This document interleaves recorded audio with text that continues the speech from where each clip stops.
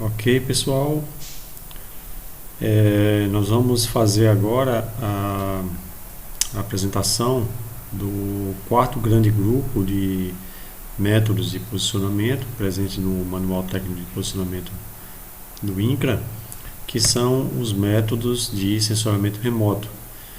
E aí nós já passamos pelos métodos de posicionamento geodésico, posicionamento por satélite, na verdade, mas chamados métodos de posicionamento geodésicos, PGs, PG1 até PG9, os métodos de posicionamento por topografia clássica, do PT1 até o PT8, os métodos de posicionamento por geometria analítica, o PA1 e o PA2, e aqui os métodos de sensoriamento remoto, eles são chamados, são identificados com o código PS.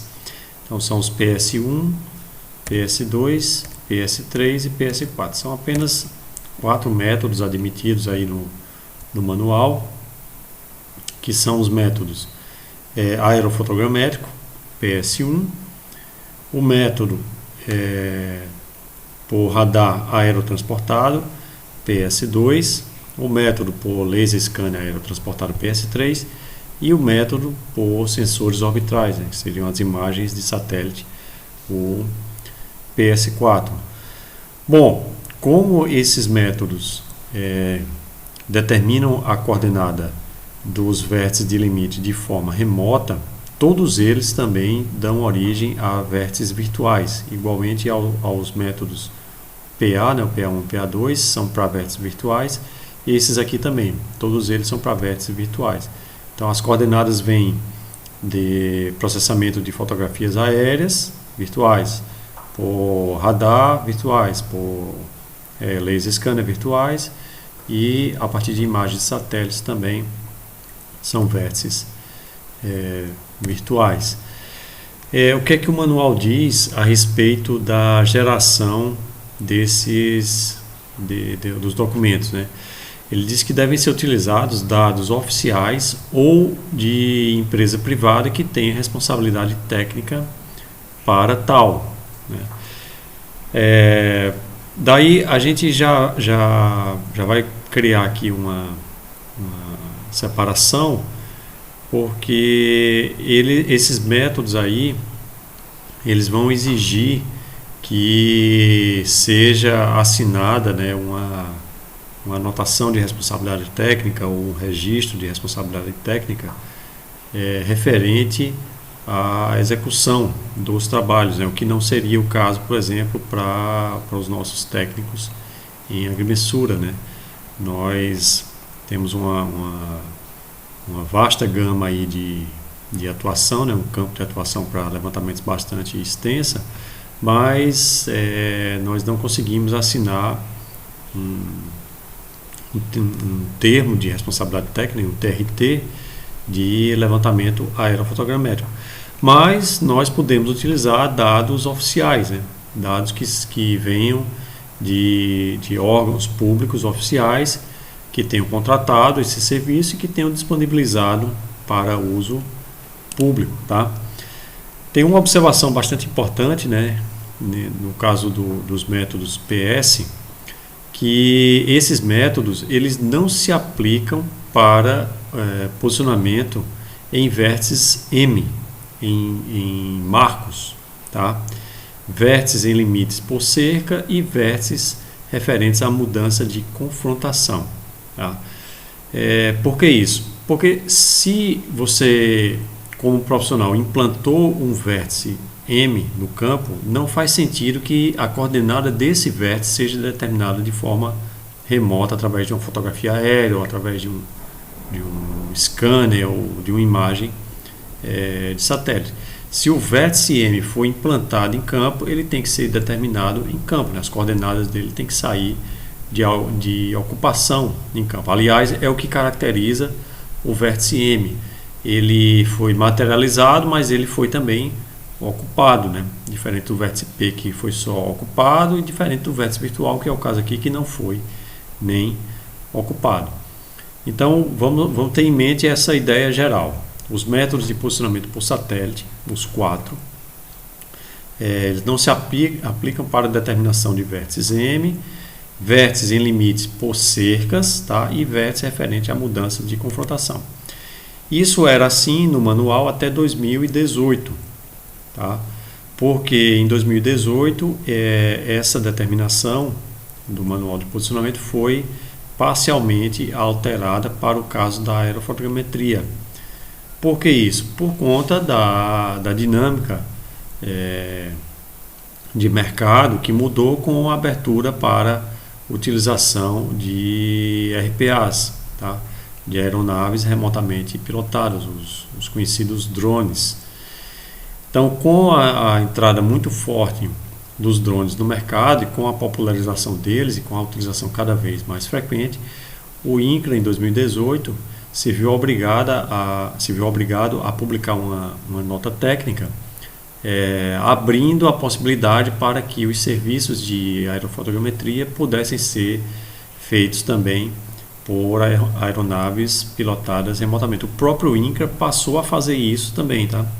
Porque o INCRA ele também faz levantamentos próprios dele para certificação de imóveis rurais. No caso, por exemplo, dos assentamentos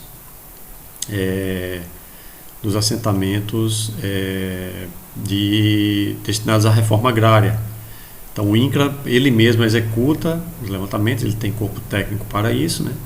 E o próprio INCRA passou a fazer com aeronaves pilotadas remotamente, com RPAs, tá?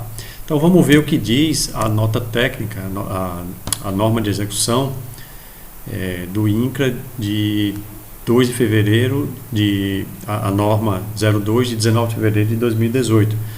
Então ela diz o seguinte: se o profissional credenciado quiser fazer com um drone o levantamento, ele pode fazer, desde que ele siga algumas obrigações. Por exemplo, tem que ser recolhido ART para serviço de aerofotogrametria. Aí, pessoal, é preciso entender assim bem claramente que somente quem tem hoje, pela legislação atual, tá? Pode ser que isso venha a ser modificado daqui a um mês, ou um ano, ou 10 anos, não sabemos.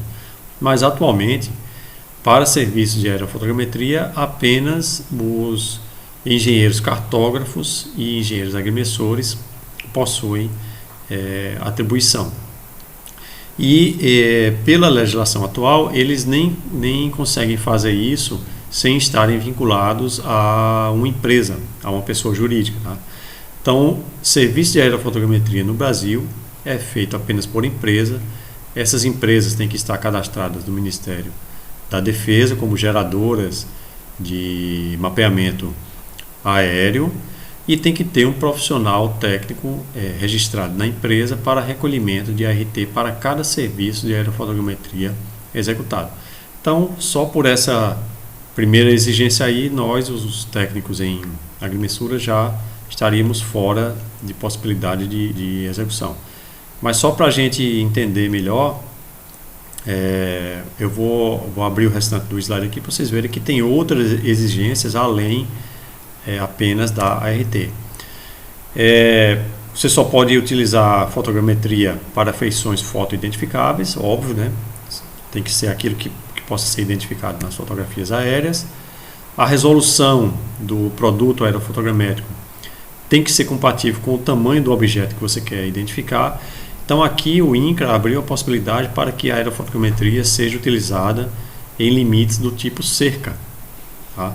Se o sensor orbital, a câmera presente no drone conseguir ter resolução suficiente para restituir o tamanho do objeto, isso pode ser feito sem maior dificuldade. Tem que continuar obedecendo, obviamente, a precisão posicional dos vértices. Isso não é grande problema para os RPAs, mas tem que ser feito um rigoroso controle de qualidade do produto gerado, tá? Então você tem que levantar um número bastante grande, né? As condições estão presentes lá na norma, né? Tem que levantar uma quantidade bastante grande de pontos de controle e pontos de checagem. E tem que ser feito, inclusive, 2 controles estatísticos diferentes para atestar a qualidade do produto. Os produtos, obviamente, devem ser guardados pelo responsável técnico e a norma de execução essa de 2018, ela mantém a restrição para os vértices M, tá? Óbvio, né? Se você implantou um vértice M em campo, mesmo que ele possa ser identificado pela câmera do drone, mesmo que ele possa ser identificado pela câmera do drone, não faz sentido que a coordenada dele venha da imagem aérea.